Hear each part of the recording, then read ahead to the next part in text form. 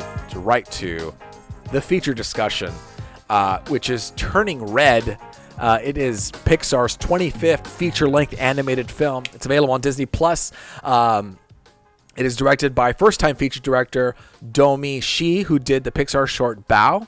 And this actually was supposed to come out in theaters, but because of COVID and uncertainty, they moved it to Disney+. I also think they did it because they want to beef up Disney+ to make sure people use the platform more. So there you go.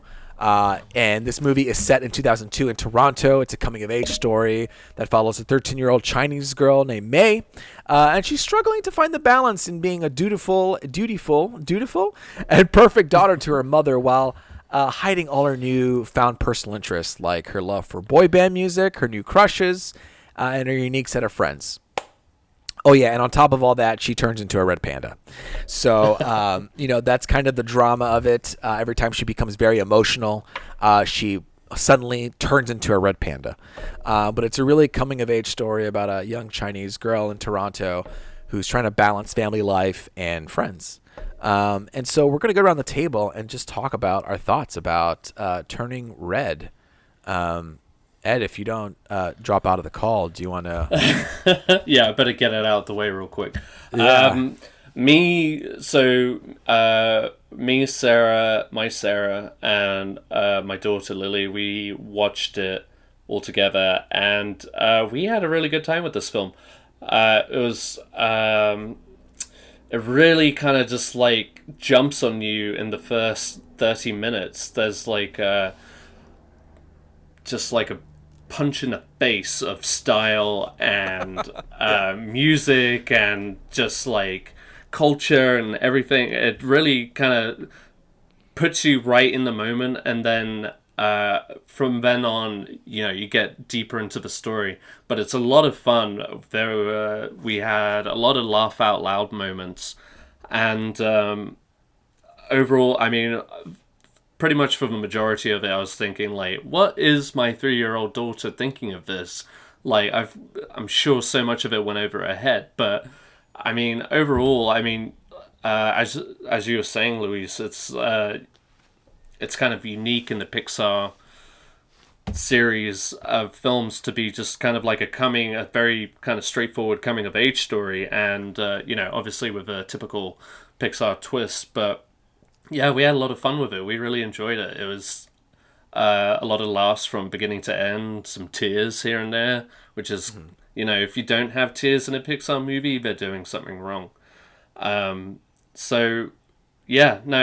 We really enjoyed it. It was a good watch. I would recommend to a lot of people. And I'm just, we'll get into it, I'm sure, but like, it's a movie that I think would have done very well at the theaters. But agreed. Yeah, that's where I'm at. Well, Miguel, what do you think about that? Yeah, sorry, I wasn't sure if we were going to say anything to transition. I watched it. Yeah, I watched it too. Yeah, I saw it today for the first time. I thought it was okay. I definitely didn't have like a strong negative or positive, super positive reaction to it. I thought the story was pretty good. There were a couple of moments that really captured me. But overall, it wasn't necessarily my favorite Pixar movie. And in kind of a run of Pixar movies that have been kind of pushed to Disney Plus as opposed to running in theaters, I thought I was kind of happy we watched it at home as opposed to making the effort. There was a couple things that stood out to me. Kristen and I, we watched Monsters Inc. with our son recently, and one of the things we talked about was how even Monsters Inc. came out in 2001, and if you watch it today, the graphics they hold up. You know what I mean? And I bring it up because Sully, John Goodman's character in Monsters Inc. is this big furry blue character. And we cut to 2022 for this movie, and this big red panda. I was telling Kristen, how can you really improve on these graphics in 2001 because they're still so good? Yet they found a way, with as texturized or whatever as the character Sully was. I feel like I could touch him and I could feel him. This red panda, I could see like a million more hairs. You know what I mean? Yeah. it feels, because we see so many Pixar movies and we've been in them for so long, these changes feel so kind of tiny sometimes you don't quite realize them. But when you look at something from 2001 to today, you find these tiny moments to say that these are actually pretty big differences. So I appreciated that aspect of it. I missed that Kristen and I were laughing about this. I totally missed that it was in the early 2000s for like most of the movie. At the beginning, that they give her like a burned CD. She has like a Tamagotchi on her backpack, and to me, I was like, yeah, this is childhood. Yes, this is correct. This is present day childhood, because that's what I went through. You know what I mean? And it wasn't until later in the movie she opens a flip phone or something like that, and I was like, why is there a flip phone in this movie? That's when it dawned on me that it was all the way back in the early 2000s. Just to quickly throw in there, I also was unaware that it was set in 2002 until I had finished the movie and I read a review about it. It's like, oh yeah, it's set in Toronto in 2002. I was like, that is so specific. And I guess the only hint I would have drawn from that is the Tamagotchi, but so many things that were from then are coming back into circulation now. So I was just like, no, it's just like these kids are doing the same shit kids always do. It's like taking old things and making them popular and making again. them cool. Yes, that's what Kristen the was fact saying. the fact that it was 2002, way over my head. Something flagged me after a while when this red panda kept poofing up in like high school without any problem, like not hiding it at all. And there's no one covering it on social media and no one taking pictures and sharing it. Absolutely. And the mom not finding it. After a while, when it kept happening, I was like, why is no one, like when she goes to the party and she just keeps poofing as a red panda, I was like, this would be live streamed. This would be on, Instagram. And then I don't know what it was, but something clicked where it was like, oh, this is in the past, whatever. It's pre-internet. I didn't know it was 2002. It was exactly. It's pre-internet. Right, yeah. No one was sharing. It was like totally fine. Everyone was like recording with their camcorder. You know what I mean? Yeah. Which is crazy because I feel like that was a camcorder that I had growing up, one of those Sony ones. But yeah, I mean, I kind of had the same feeling with you, Ed, where it like starts off right in your face. It feels very Edgar Wrighty, Scott Pilgrim-y, a lot of quick zooms, and a lot of it seems, and I think it is, inspired by anime. So you could see a lot of those character faces, like one friend's character, her eyebrows are all the way high up. There's like those speed lines when they're cooking. A single tear or a glisten in the eyeball. Yeah, it just has. Excited. It has those feelings of like being inspired by anime. Yes. And it was really loud, but then it really got very sensitive and hit home at the end, which I really liked. Yeah. This is a story that's personal to girls who grew up Chinese and they're coming of age. And I know it's a very different experience than what I've had growing up. But I always do love seeing these type of stories because I've never experienced these things before. So it's nice to see what those type of people go through, but at the same time feel like, oh, I can still relate to this person who's going through these changes and is embarrassed by their parents. And, but like, see, oh, well, the way that they deal with Chinese traditions and pressure of the family, that's something that I've never experienced. And I can't even imagine having that built into me or like having that pressure. I will say the one thing that got to me was this idea that I don't know, this idea of a red panda, like everyone kind of has their own personal red panda that they have to deal with and with embrace.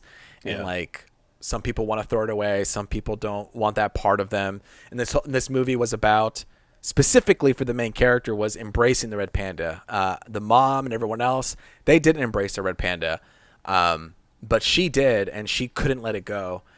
And to get kind of personal on this podcast a little bit, I have ADHD, and that's like a part of my life that I have to grow up with and deal with.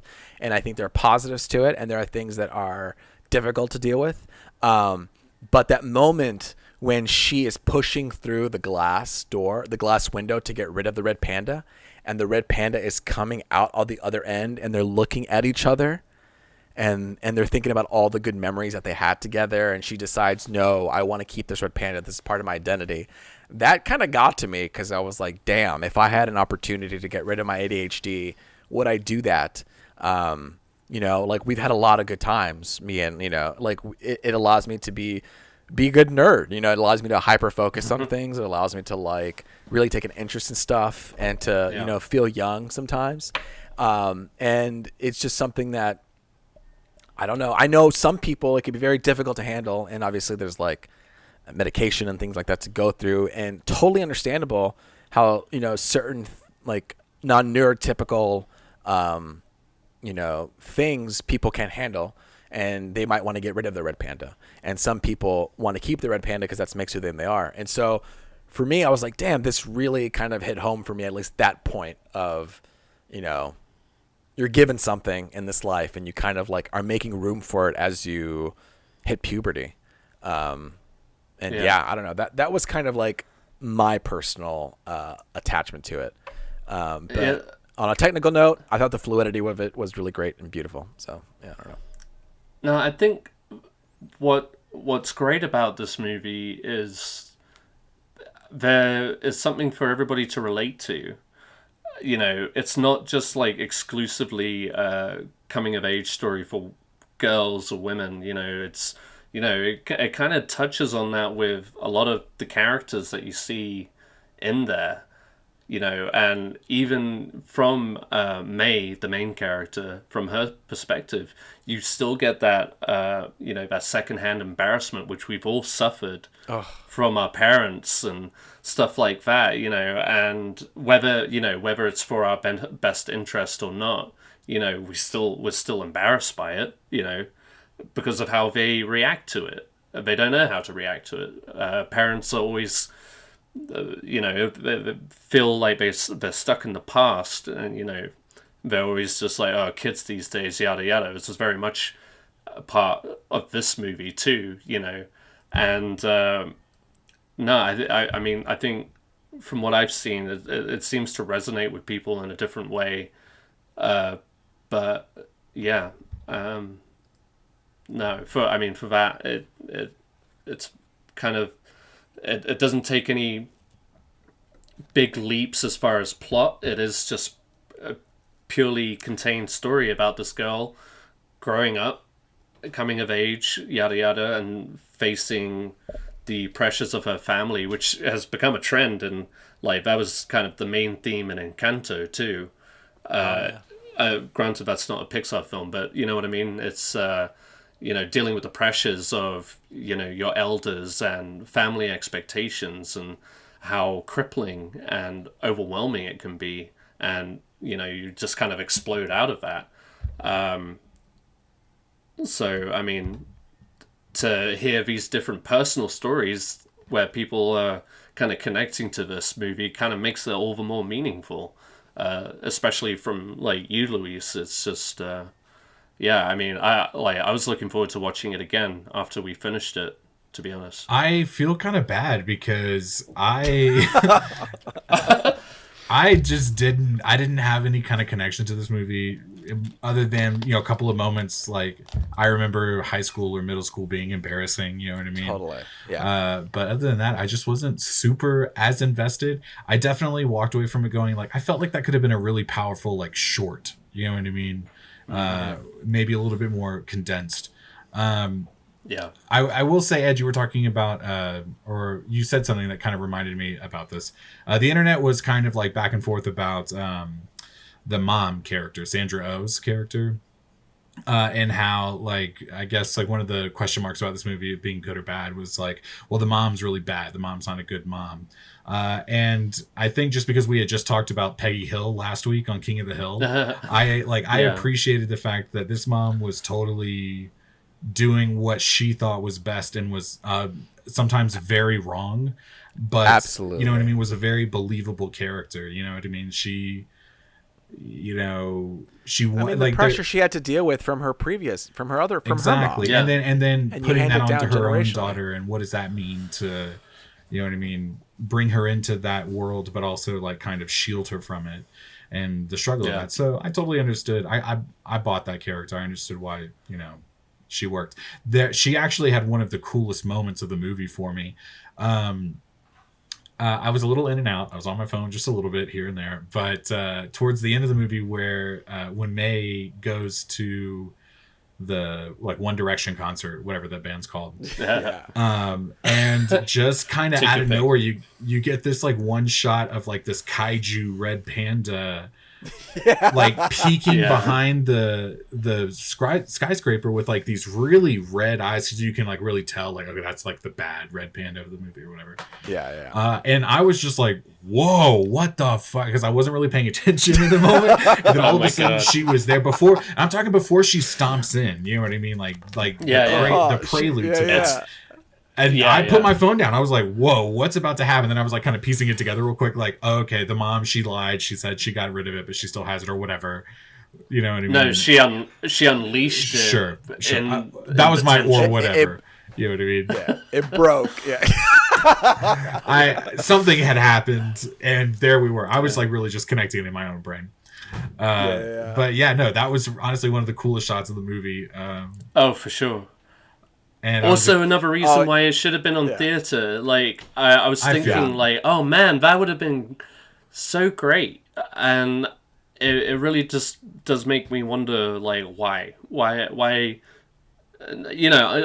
to your point, Miguel. I was glad we were able to just be at home, throw this on Disney Plus, and watch it as a family. It didn't have to be a whole trip.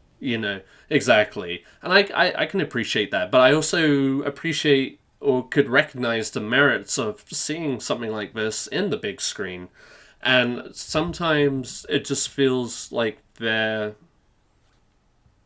it's almost like they don't have enough faith in the content that they're trying to put out there. Because this movie does take kind of a lot of leaps that I feel like only Pixar could do so well, and it does do well.